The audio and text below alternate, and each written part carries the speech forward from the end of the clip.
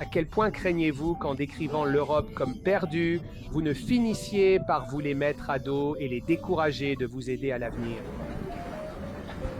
Concernant l'Europe, vous savez qu'il y a, comme je l'ai dit, des dirigeants très forts et ils savent ce qu'il faut faire.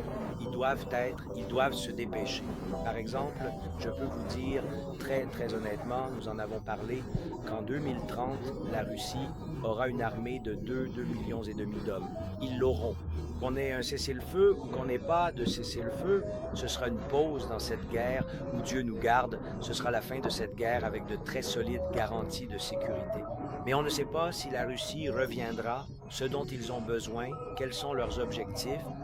Personne ne le sait. Ma suggestion personnelle, et je pense à toutes nos familles et à nos enfants, ma suggestion à l'Europe entière est que la Russie voudra certainement tester qui est vraiment fort en Europe. Et ma suggestion était d'avoir une armée forte d'au moins 3 millions d'hommes. Et il y a un an, j'ai dit que nous étions prêts à partager toutes nos technologies avec nos partenaires.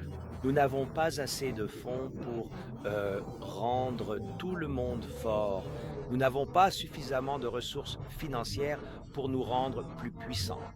C'est précisément pourquoi nous devons consigner formellement par écrit l'idée de ces grandes forces communes.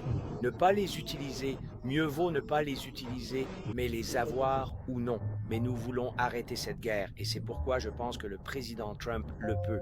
Il le peut vraiment parce qu'il a un dialogue avec Poutine. Tout le monde n'a pas de dialogue, juste même il a un dialogue avec Poutine d'égal à égal.